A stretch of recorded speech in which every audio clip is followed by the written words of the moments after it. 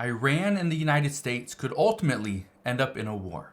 I want to address where this is coming from, why there's current things that are happening today that are impacting all of us moving forward. So I'll address that in just a moment. All I ask is one thing, it takes 2 seconds. Go ahead and hit that like button if you enjoy these daily updates. Now let's begin.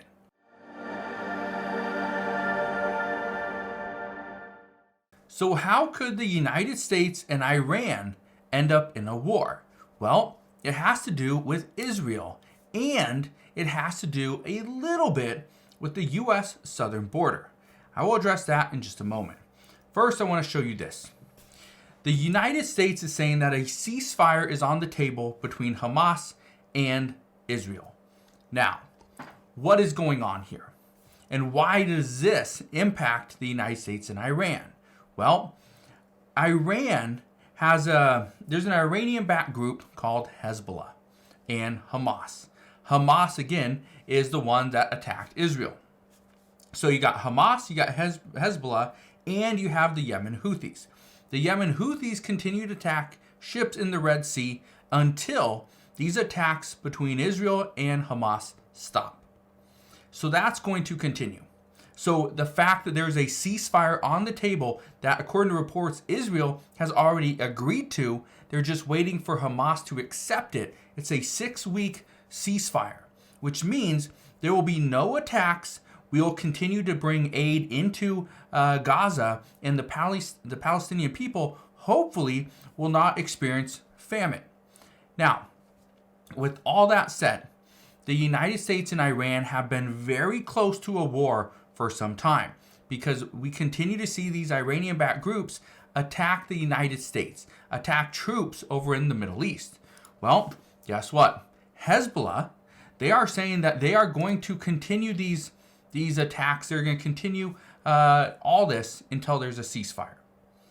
But at the same time, when there is a ceasefire, they are going to regroup, restructure, retool, and become stronger. Now, here's a problem. There's a war between Hezbollah and Israel that is increasing as well. If Israel and Hezbollah go to war with each other, the United States will likely step in because Israel is our closest ally in the Middle East. We already have thousands of troops in the Middle East. So it would be very easy for the United States to send some of our troops, send some of our equipment, and actually strike Hezbollah. But this is where things get very interesting and a little bit scary. There have been reports over the past several years that Hezbollah has set up sleeper cells here in the United States. And we know with our not really open border, but it is open, well, we know more people that are from Hezbollah have made it into the United States, have set up larger sleeper cells, and now, according to experts, they're just waiting for that signal to attack. Now, here's the problem. These fears continue to grow. The United States is having a very difficult time with everything that's going on. The U.S. is trying to help out Ukraine in this fight with Russia. We're trying to show support to Taiwan without going to war with China over China wanting to reunify Taiwan with mainland China. We also know there's a little bit of tensions between the Philippines and China as well. Obviously, there's issues with Israel and Hamas in Gaza, and we have a lot of issues at our southern border. But here's the issue. There are growing fears of a confrontation between U.S. and Iran. These fears are not going to stop, especially when there is a war in the Middle East that the United States is potentially involved in. Now, we're not sending troops to go help out Israel. We're not trying to do any of that, but we are, and we just did, send humanitarian aid to Gaza. We did an airdrop and sent a lot of valuable and needed assistance to the Palestinian people. But at the same time, some are speculating and asking, why did the United States wait so long? What were we waiting for?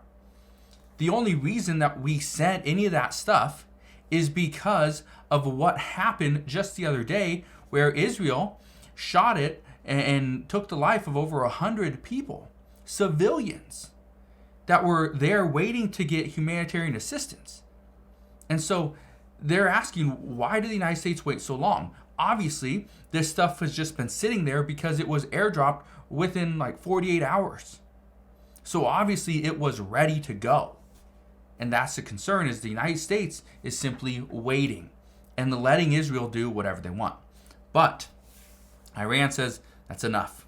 They're not just going to sit back and let the United States wait, let the Palestinian people lose their life, right? Civilians, mothers, children, elderly, just lose their life. Now, where does that take us? Well, here's the thing. Right now, the United States and the Biden administration has to be very careful. The Biden administration cannot go out there and, call for a war between anybody. Because if they do, it's going to hurt President Biden and Democrats in the upcoming election. So one of the things that we've heard and we've seen many reports on is that there are some countries, Russia is actually one of them, that are attempting to not make things worse for the Biden administration, like Russia. Because if we declare war with Russia, for one, President Biden would be out. Democrats would likely lose handedly in the upcoming election, and the Trump administration will be back in power. That's something that Russia does not want. That's something that China does not want. So two major powers, two superpowers in the world are actually hoping that the Biden administration stays in power. Because number one, President Biden and the Biden administration are not going to go and do everything that former President Donald Trump has said.